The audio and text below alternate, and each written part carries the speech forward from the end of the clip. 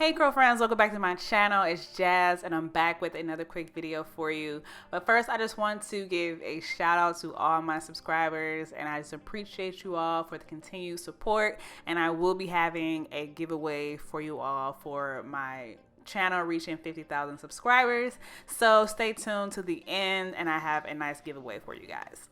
As always, I've already washed and deep conditioned my hair, and I'm separating my hair into halves just so that my hair doesn't completely dry out with product on it. I like to leave the front of my hair without product, and I kind of tuck the ends away so that it doesn't completely dry out.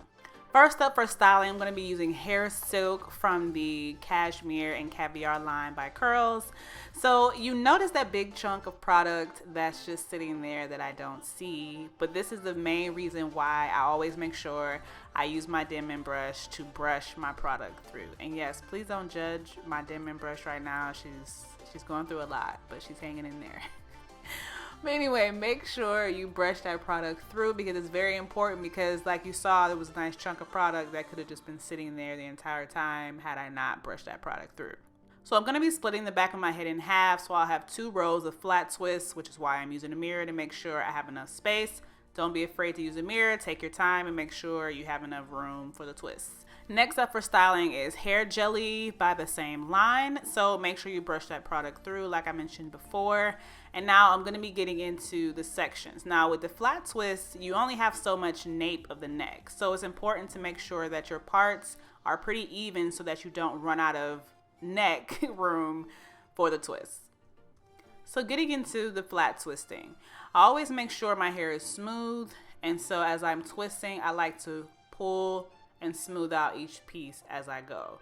So it's just a simple over and under, and you're making sure you're grabbing the hair that's on the scalp so that it sticks to the scalp, if that makes sense. So it's just a simple pull over and under, and I think it's easier to start with smaller sections because you can get a better feel for the motion that you're doing. So if this is your first time, take it slow, take as many attempts as you need to. I didn't make this as perfect on my very first try. So a simple over and under until you run out of scalp room, and then it's just a simple twisting of a regular single twist at the end. So like I mentioned before, it's very important to make sure you have even sections, because once you get down to the bottom, like I am here, I have just enough room for that twist that I'm doing. I'm not running into any space next to me, so that now I can finish out that twist, making sure everything's smooth, and then you have a nice, neat twist. Now I'm going to try and repeat this process again, making sure I'm not interrupting the twist that I just did, and I'm also have enough space for the twist that I'm doing. So as you can see, I'm going to repeat the same process. And I'm not running into the twist next to me. I'm not pulling any strands from that, because that will happen. I've done it plenty of times, and I've had to redo a twist next to the one that I'm doing. So it's always important to make sure your parts are even, so you're not interrupting the twist next to you. You have enough space, and so now they're all neat and even.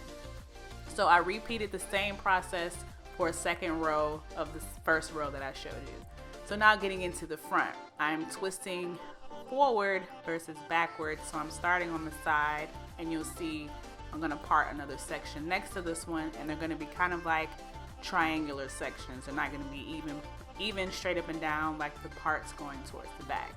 So I'm showing you now a second part that's going towards the front of my hair. Each piece after this will go closer towards going completely forward.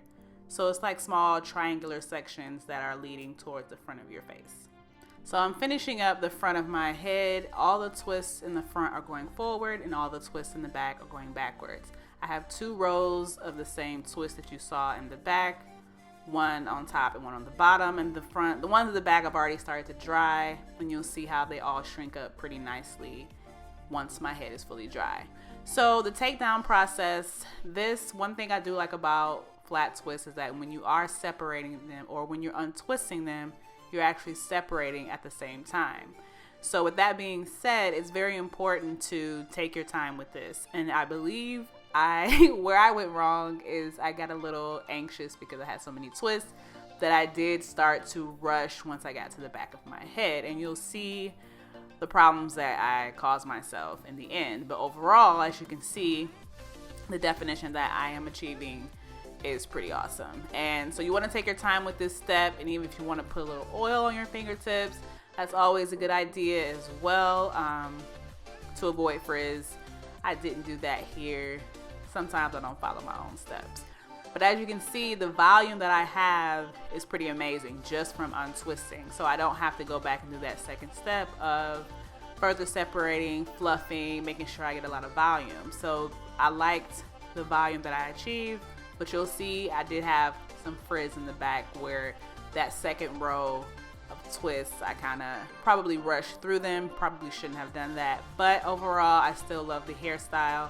But at this point, as always, this is where you kind of make it your own. You can do a middle part or you can flip it over. I went for the middle part just because I like the shape that I achieved because I had a lot of volume. So I went with the middle part. So I'm gonna get into the back of my head where I achieved some unfortunate frizz, but it happens. This is one of those times where I did not follow my own advice and I rushed through separating my hair in the back. So take your time and you won't have this happen, but I also want to show you that all my styles aren't perfect. But with this combo, the Gelle and the hair silk gives me great definition, as you can see. And because I love this duo and I appreciate the support I get from you guys and reaching 50,000 subscribers, I will be giving both of these away, and I'm throwing in the hair serum as well. So all you have to do is comment on the video with your Instagram handle. Follow me on Instagram and I will announce a winner on Wednesday. As always, thank you so much for watching.